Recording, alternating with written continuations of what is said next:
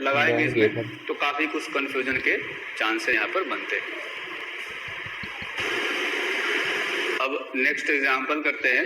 इस एग्जांपल में आप देखेंगे कि एक ऐसा कंडक्टर दिया गया है, एक्चुअली में देखने में कुछ क्यूबॉइड टाइप लग रहा है। इसका एक साइड लेंथ है L, दूसरा साइड लेंथ है A और तीसरा जो साइड लेंथ है ये है B। इसकी कंडक्टिविटी है K। अगर इसमें ऐसा करा जाए कि ये वाला जो फेस है, इस फेस का टेम्परेचर 100 डिग्री सेल्सियस रखा जाए, ठीक, और ये वाला जो फेस है इसका टेम्परेचर रखा जाए 0 डिग्री सेल्सियस, ठीक, तो इसमें कितना थर्मल करंट फ्लो करेगा, ये यूं कहें कि किस रेट से हीट ट्रांसफर होगा। तो जैसे ये 100 है और ये 0 है ना, तो अगर मैं ऐसा करूं, यहाँ पर एक बैटरी जैसा बना सकता हूं ऐसे, है ना, इस तरह से बैटरी जैसा बना सकते हैं। तो ये जो कंडक्टर है एक रेजिस्टेंस जैसा काम करेगा, तो उसका जो थर्मल रेजिस्टेंस हम लोग निकालेंगे, ठीक, ये हो गया केस 1। इसका जो थर्मल रेजिस्टेंस निकालेंगे, लेंथ लेंगे L डिवाइडेड बाई कंडक्टिविटी है K और एरिया कौन सा लेंगे, इसमें करंट देखेंगे कि हमेशा फ्लो करेगा 100 डिग्री सेल्सियस से 0 डिग्री सेल्सियस, तो करंट का जो डायरेक्शन है वो आएगा इधर, ठीक है, ये थर्मल करंट का डायरेक्शन होगा।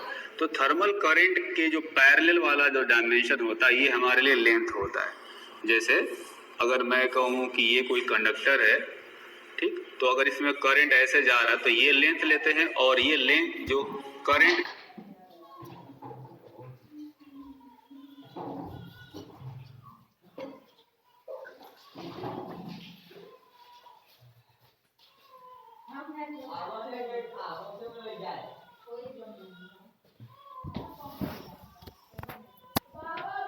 का जो डायरेक्शन है, करंट के परपेंडिकुलर जो एरिया होता है इसको हम लोग क्रॉस सेक्शनल एरिया मानते हैं, है ना।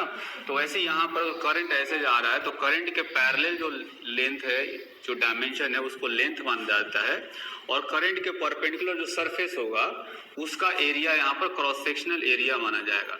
तो यहाँ पर एरिया जो है वो A इंटू B आएगा एक क्रॉस सेक्शन का। तो ये थर्मल रेजिस्टेंस आ गया।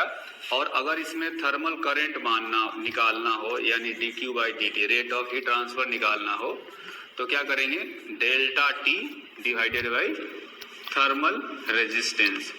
तो जो टेम्परेचर डिफरेंस हो जाएगा 100 माइनस 0 और थर्मल रेजिस्टेंस यहाँ पर हमने निकाला है L/KAB, मतलब थर्मल करंट की जो वैल्यू है ये हो गया 100 KAB डिवाइडेड बाई L, ठीक। उसी तरह से एक दूसरा केस बनाया जा सकता है। मान लेते हैं कि जो टेम्परेचर है वो यहाँ का 100 नहीं दिया हुआ है ना, इसको हटा देते हैं। ये वाला केस जो है यहाँ का टेम्परेचर 0 नहीं है। अब जो ऊपर वाला फेस है, ये वाला फेस, इसका टेम्परेचर कह दिया गया कि 100 डिग्री सेल्सियस है, और ये जो नीचे वाला फेस है इसका टेम्परेचर कह दिया गया कि 0 डिग्री सेल्सियस है। अब पूछा गया कि कितना हीट फ्लो करेगा, तो देखेंगे अब जो करंट है वो ऊपर से नीचे की तरफ फ्लो करना चाहिए, है ना।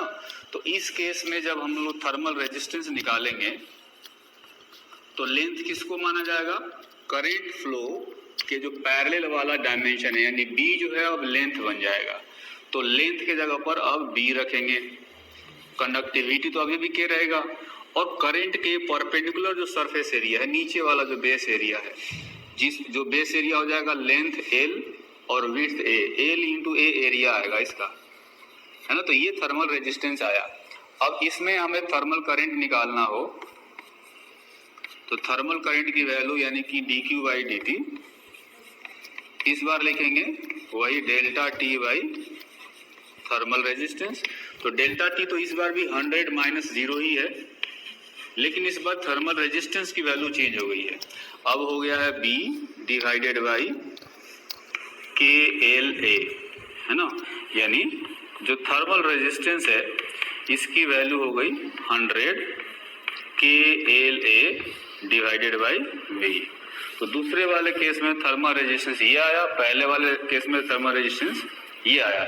इसमें ध्यान क्या रखना है, इस क्वेश्चन में हमने जो ध्यान रखा है वो ये है कि करंट के पैरेलल जो डायमेंशन होगा उसको लेंथ माना जाएगा और करंट के परपेंडिकुलर जो सरफेस होगा उसका एरिया को सरफेस एरिया लिया जाएगा थर्मल रेजिस्टेंस की वैल्यू कैलकुलेट करने के लिए। ठीक है, कई बार हमें ये आइडेंटिफाई करने में थोड़ा मुश्किल होता है कि किसको लेंथ लेंगे किसको एरिया लेंगे, तो उसके लिए ध्यान रखना करंट के पैरेलल वाला लेंथ लेना है और करंट के परपेंडिकुलर वाला जो है उसको हमें सरफेस एरिया लेना है।